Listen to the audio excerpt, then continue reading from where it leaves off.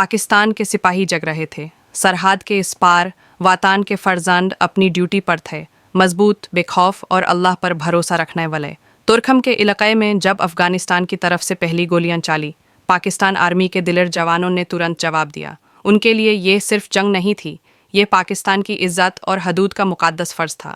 Colonel Ahmad ने wireless पर आवाज़ दी, बॉयज़, ये पाकिस्तान है, हम पीछे नहीं हटाए, हम सिर्फ आगे बढ़ते हैं। उस एक आवाज़ ने पूरे सेक्टर में जाज़बा पैदा कर दिया।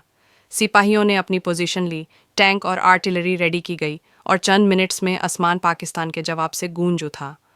गोलियों की गूंज में भी पाकिस्तान के सिपाही अल्लाह ओ अकबर के नारे लगाते हुए आगे बढ़ रहे थे।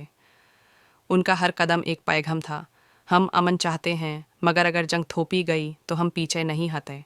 अफ़गान साइड से चलाई गई फायरिंग का जवाब इतनी स्ट्रैटेजी और डिसिप्लिन के साथ दिया गया कि कुछ घंटों में पाकिस्तान ने 19 पोस्ट्स पर कब्जा कर लिया। हर पोस्ट पर सब्ज़ परचम लहरा रहा था। फातह के बाद जब सिपाहियों ने ज़मीन चूमी तो उनकी आंखों में आंसू थे, वतन पर कुर्बानी का फ़ख्र और अल्लाह का शुक्र।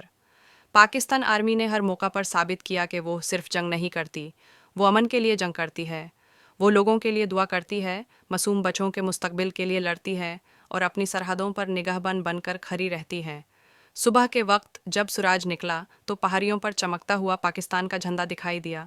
उस रोशनी ने एक पैगाम दिया, ये मुल्क अल्लाह का तोहफ़ा है और इसे कोई हाथ नहीं लगा सकता। क़्वाइद आज़म का वो जुमला याद आया, पाकिस्तान का मतलब क्या? ला इलाहा इल्लल्लाह इस रात ने एक बार फिर साबित कर दिया कि पाकिस्तान किसी से कम नहीं। ये शहीदों का देश है, ये गज़ियों की मिट्टी है और यह ईमान, इत्तेहाद और तंजीम का जिंदा निशान है। जहां दुनिया ने अफरा ताफरी देखी, वहां पाकिस्तान ने डिसिप्लिन और प्रोफेशनलिज्म दिखाया। जहां दूसरे लड़ रहे थे गुस्से में, पाकिस्तान लारा अपनी इज्जत और अमान के लिए। हर सोल्जर, हर जवान, हर ऑफिसर ने साबित किया, पाकिस्तान आर्मी सिर्फ एक फ़ोर्स नहीं, एक जज्बा है जो दिल से चलती है और अल्लाह पर यकीन रखती है।